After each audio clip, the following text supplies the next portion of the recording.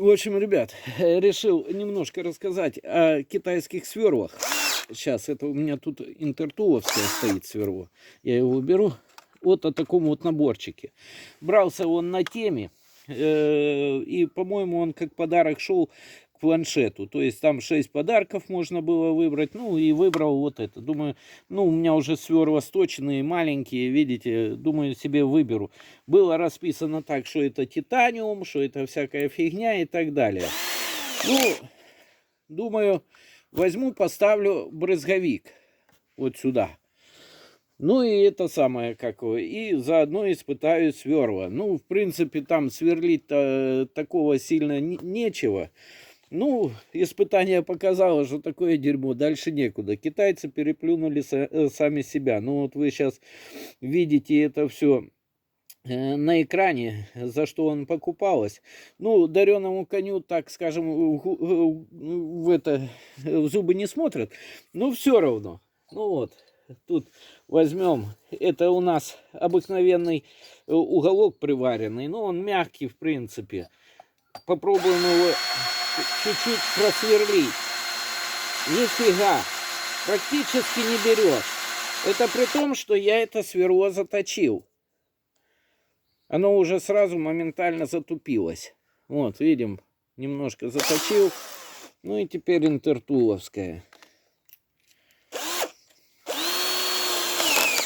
Ну, тоже вот рядышком.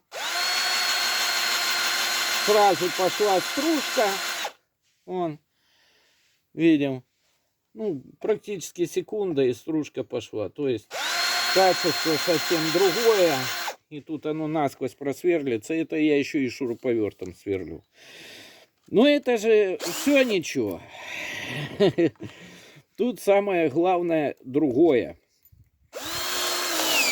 В общем, смотрите, если вы думаете, что я его сейчас поломаю, вы глубоко ошибаетесь. Но это еще куда не шло. Он хоть как-то, но отламывается. А тут у меня еще одна шедевр есть. Сейчас мы его покажем. Но все равно они гнутся. Эти сверла гнутся. Я не знаю, может закалить их надо, может еще что-то. Ну вот, сейчас увидите. Вот оно. И смотрим. Вот таким вот сверлом можно сверлить. Это сверла с Китая.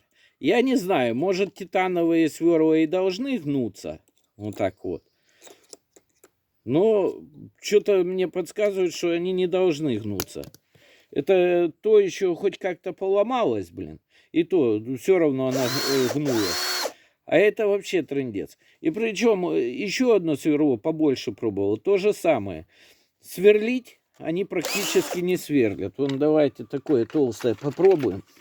В общем, если вы хотите качественное что-то, ну вот среднее, качественное что-то купить, то сверла в Китае. Я так думаю, ни в коем случае покупать нельзя. Ну вот, давайте вот здесь вот.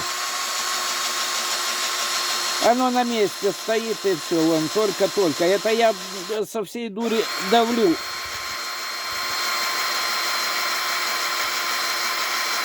О, ни хрена оно не просверлило даже.